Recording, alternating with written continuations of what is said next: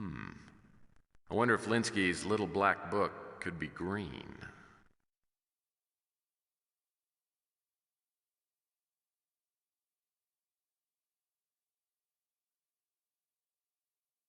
Looks like Linsky bookmarked the address for Dolores Lightbody.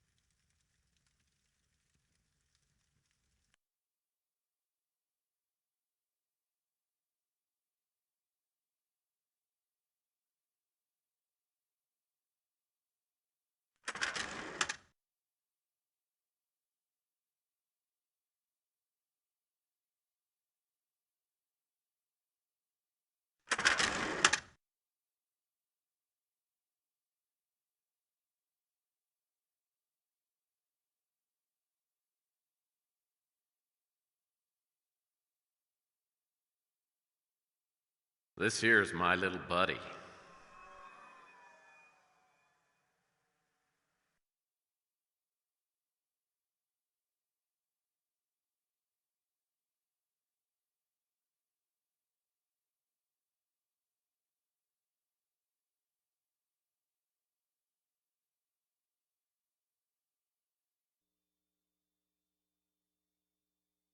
Oh, Boyd's Life. Annual fishing issue. I wonder what those twins are up to this month.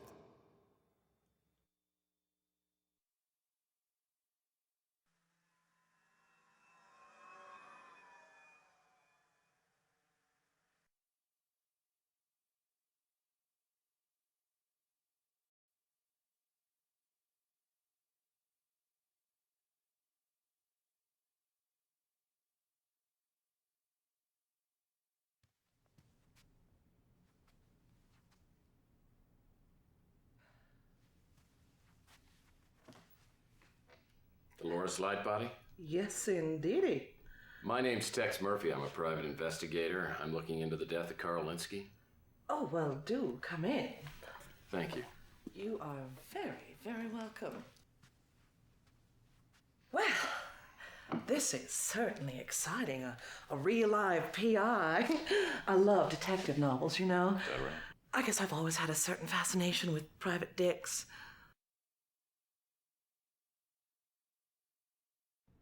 Well, I'm afraid that real PIs like myself, we're nothing like the ones in the novel. We're actually very, very boring. I don't believe that for a second. I'll bet if you found the right partner to do some undercover work with, you would liven right up. Tempting thought. But, I'm just too much of a lone wolf, I guess. The best ones usually are.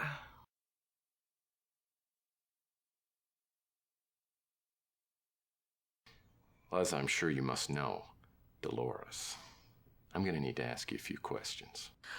What if I refuse to cooperate? Will you interrogate me under a bare bulb?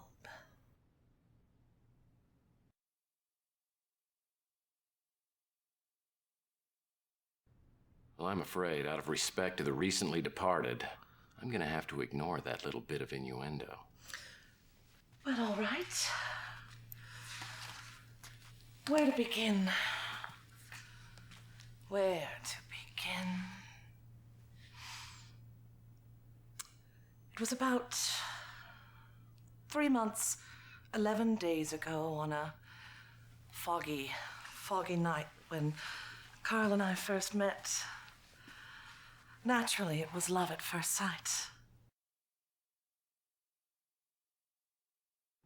Interesting. Had you and Carl been drinking heavily that night? Actually, Carl came to have me draw up his will. That's what I do for a living.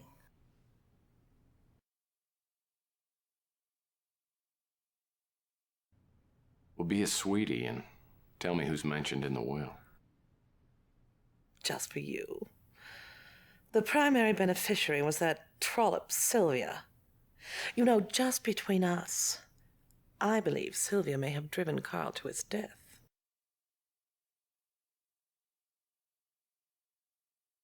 You think Sylvia's capable of it? Surely you don't mean murder? Well, that's what I've been hired to find out.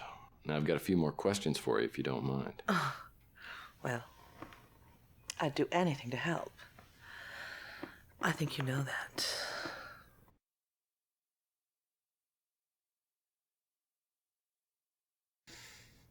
I loved Carl desperately.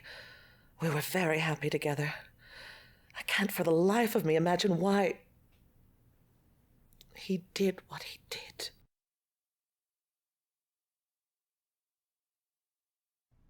I'm afraid Carl's estate consisted of his home and his speeder and not much more. I'm afraid Carl wasn't very good with money. He stipulated in his will that everything be divided between his daughter Sylvia and the North Hill Clinic. Of course, the real money that trollop Sylvia will get will be from his life insurance policy. That was Carl's way of making amends to Sylvia. And I'm sure it's the only reason Sylvia has you investigating her father's death. Carl worked there for years. It's a very exclusive medical facility, you know. I've been in touch with the director, Arnold Sternwood.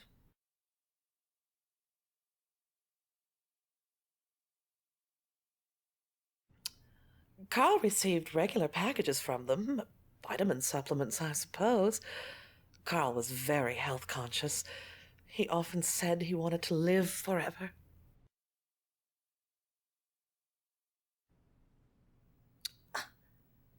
This note is clearly a forgery. I will not dignify it with a response.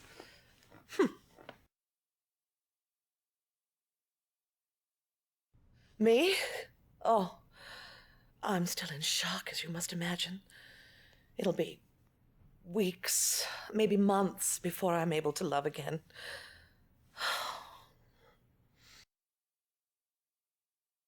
Carl loved to play games. Many a romantic evening we'd while away the hours playing dominoes or backgammon. Carl also loved to play chess.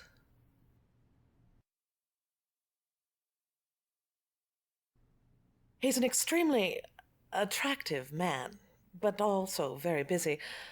If you'd like to see him, I can try to arrange an appointment with him. I'll call you and let you know. Then you'll have to owe me a favor. I don't play very well myself, but Carl did. He said that life itself is a chess match.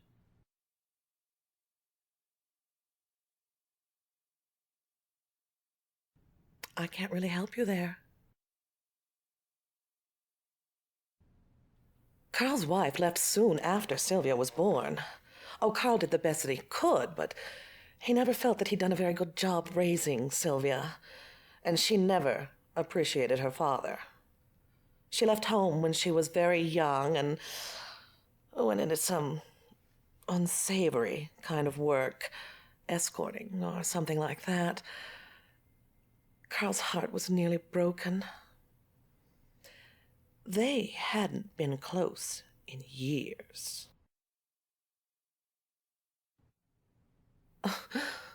It's too soon, Tex. Allow me to grieve first, and then we'll see what grows between us.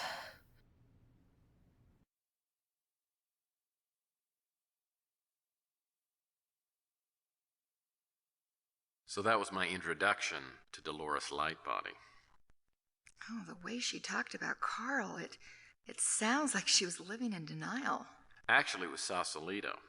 But she did have a way of looking at things through steamed-up glasses. And she also had some valid concerns about my client, which I brought up with Sylvia later that day.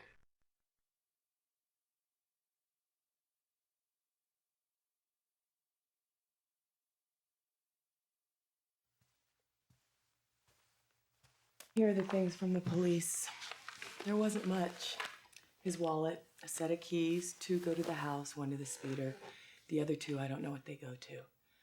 They also gave me a copy of the suicide note. I'll check them out. I've got a few things I need to run by you. I went out and I talked with Dolores Lightbody today. Apparently you two aren't exactly soul sisters. She is hideous. I don't know what kind of black magic she used on my father, but I can't think of any other explanation. Dolores told me about the will. Apparently you're the beneficiary. Why are you treating me like I'm a suspect? For your information, if I sold the house and the speeder and added it to the cash, I might be able to pay off my father's debt. I'm not going to benefit from this will. Except, of course, the $1 million life insurance policy. I'm not going to get a cent of that. I'm surprised you're even asking me about that. You know, life insurance policies don't pay off in cases of suicide. And that's why you retain my services. Well, you can think that if you want. But I don't have to stick around here and be insulted by the hired help. Ouch. Yeah, I violated PI Rule 17. Never upset a client. She was right. I was the hired help, so I went back to work. The manila envelope Sylvia had given me turned out to have some pretty useful items in it.